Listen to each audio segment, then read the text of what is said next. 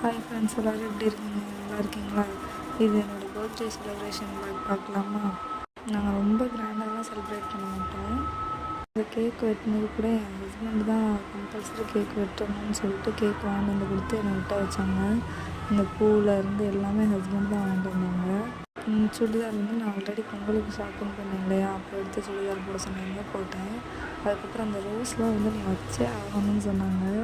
அதுக்கப்புறம் அந்த ரோஸு, அந்த டிசம்பர் பூ, பிச்சி பூ 3மே நீ வச்சாகணும்னு சொன்னாங்க. அதோட வச்சு நாங்கள் மட்டும் அம்மா, அப்பா, தம்பி, பக்கத்து வீட்டப்பா, என்னோடய ஃப்ரெண்ட்ஸ் 2 பேர் வந்தாளுங்க. வரவும் ரொம்ப ஹாப்பியாகிடுச்சு. அதுக்கப்புறம் கேக் வெட்டிட்டு நாங்கள் சிம்பிளாக தான் சமைச்சோம். இன்றைக்கி ஹஸ்பண்ட் தான் எப்போ மாதிரி சமைச்சாங்க.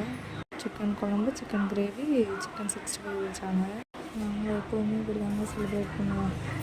நீங்கள் எப்படி பர்த்டே செலிப்ரேட் பண்ணுவீங்கிறத மறக்காமல் சொல்லுங்கள்.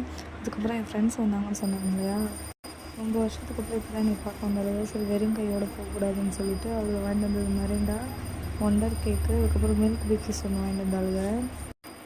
இதுதாங்க என்னோடய பர்த்டே செலிப்ரேஷன்.